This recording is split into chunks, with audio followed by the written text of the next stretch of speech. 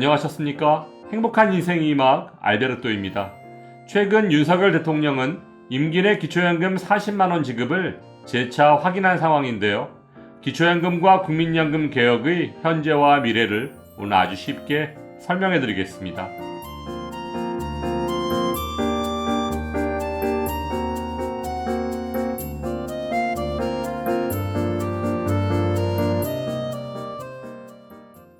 (2014년 7월부터) 확대 시행된 기초연금 제도가 이번 달 10주년을 맞이했습니다.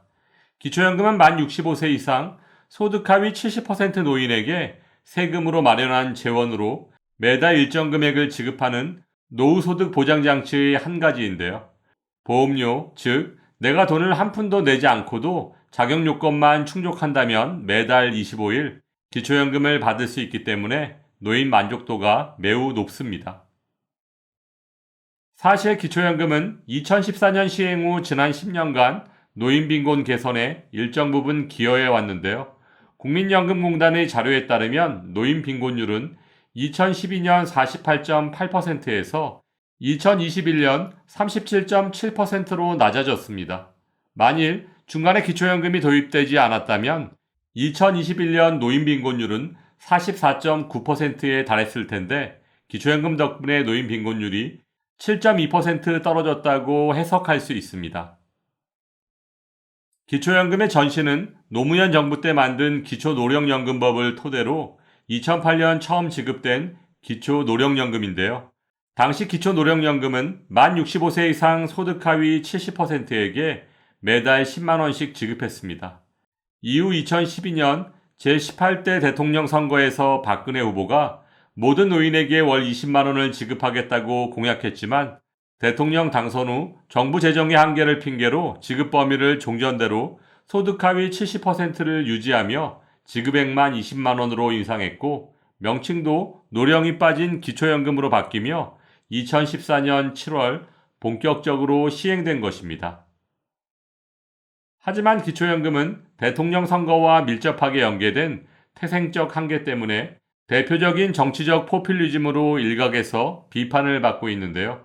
이를 입증이라도 하듯 기초연금은 대선이 치러질 때마다 10만원씩 인상되었습니다. 문재인 대통령은 19대 대선 기간 중 기초연금 30만원을 공약했으며 당선 후 실제로 30만원으로 기초연금을 인상했고 윤석열 대통령은 20대 대선 기간 중 기초연금 40만원 인상을 공약했습니다. 물론 아직 실현되진 않았지만 지난 5월 9일 윤석열 정부 2년 국민보고 및 기자회견에서 임기 내 기초연금 지급 수준을 40만원으로 인상하겠다고 재차 확인했습니다.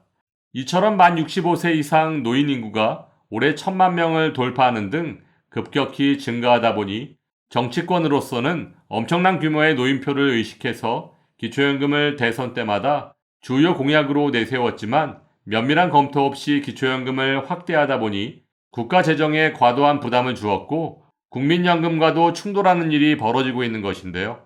정부가 가난한 노인의 노후소득을 지원하는 것은 당연한 일이지만 공적연금의 주축인 국민연금의 근간을 흔들 수 있다면 큰 문제라고 할 수 있습니다. 사실 기초연금은 도입 때부터 성격이 모호하고 국민연금과의 관계에서 어떤 역할을 하는지 불분명하다는 지적을 받아왔습니다. 이에 보건복지부에서는 자신의 노후를 준비하지 못한 노인, 국민연금 수급권이 없거나 있더라도 연금액이 적은 노인을 돕고 심각한 노인 문제를 해결하기 위해 기초연금을 도입했다고 설명하고 있지만 기초연금 지급 대상인 소득 하위 70% 노인에는 저소득층으로 볼 수 없는 사람이 다수 포함된다는 점에서 설득력이 떨어지고 있습니다. 예를 들어 시가 10억 원 집을 소유하고 2천만 원 정도의 은행 예금이 있으며 월 300만 원 정도의 근로소득이 있는 노인 부부의 경우도 기초연금을 받을 수 있는데요. 이런 일이 벌어지고 있는 것은 시간이 지날수록 노인의 소득과 재산 수준이 전반적으로 높아지면서 기초연금을 받을 수 있는 소득 인정액이 갈수록 커지고 있고 과거보다 상대적으로 생활 형편이 훨씬 좋은 노인마저도 기초연금을 받기 때문이라고 할 수 있습니다. 실제로 기초연금을 받을 수 있는 선정 기준액은 기초연금이 처음 시행될 때인 2014년 단독가구 87만 원에서 매년 올라 2024년 단독가구 213만 원으로 2.4배 급등한 상황입니다. 특히 올해부터 고급 자동차의 배기량 3000cc 기준이 삭제되면서 외제차를 소유해도 다른 요건만 충족하면 기초연금을 받을 수 있게 되었습니다. 또한 국민연금과 기초연금을 연계해서 감액하는 국민연금 연계감액 제도는 큰 논란거리입니다. 국민연금 연계감액은 2024년 기준 국민연금을 50만 2,200원을 초과해서 받으면 기초연금 33만 4,810원의 50%까지 감액하는 제도인데요. 좀 더 쉽게 설명드리면 국민연금 가입기간이 11년을 초과하면 1년씩 증가할 때마다 만원 정도씩 감액되는 수준입니다. 물론 실제 깎이는 금액이 그리 많지 않다고 할 수 있지만 국민연금 가입자 입장에서는 보험료를 성실히 납부한 사람이 오히려 불이익을 받는다고 불만을 느낄 수밖에 없는 구조라고 할 수 있습니다. 이런 상황 속에서 정부의 입장은 사실상 침묵으로 일관하며 국회의 책임을 미루고 있습니다.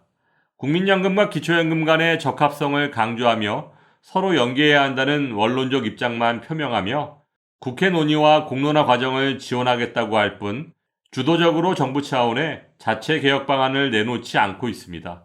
실제로 복지부는 지난 10월 말 5차 국민연금 재정계산 결과를 바탕으로 제5차 국민연금 종합운영계획안을 국회에 제출하면서 국민연금 개혁 과정에서 기초연금 수급 대상 축소 여부는 거론하지 않은 채 지급 액수를 30만 원에서 40만 원으로 단계적 인상하는 내용만 내놓았을 뿐입니다. 아무튼 이렇게 소득 보장을 주장하는 민주당과 재정 안정을 주장하는 국민의힘이 팽팽히 맞서고 있지만 정부는 어르신들의 눈치만 보며 사실상 침묵하고 있습니다. 그렇다면 언제 끝날지도 모를 연금개혁만을 기다리며 현재의 불합리한 상황을 무작정 지켜보는 것보다는 쉬운 것부터 한 가지씩 풀어나가는 것이 올바른 연금개혁의 길이 아닐까요?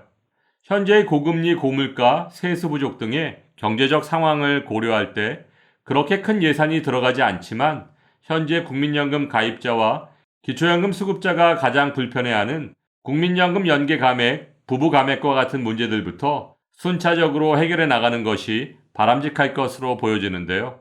여기에 생계급여와 기초연금을 연계해서 감액하는 줬다 뺏는 기초연금, 국민연금을 많이 받으면 피부양자 탈락하고 건보료 폭탄을 맞게 되는 건강보험 문제 등 노후 준비가 부족한 어르신들께서 현재 가장 불편해하시는 것부터 한 가지씩 바로 잡아나가다 보면 결국 연금 구조개혁의 성공에 조금씩 가까워질 것으로 판단됩니다. 오늘 설명드린 것처럼 21대 국회에서 실패로 끝난 연금개혁은 22대 국회에서 새로 논의되어야 하겠지만 연금 재정 확보의 문제가 쉽지 않은 상황 속에서 큰 예산 없이도 문제를 해결할 수 있는 국민연금 연계 감액, 부부 감액 등은 지금 당장 폐지되어야 할 것입니다. 상식이 통하는 세상이 되기를 바라며 오늘도 알베르토가 어르신들의 행복한 인생 2막을 응원하겠습니다. 행복한 하루 되세요. 좋아요, 구독, 그리고 알림과 공유는 좋은 콘텐츠를 만드는 힘이 됩니다.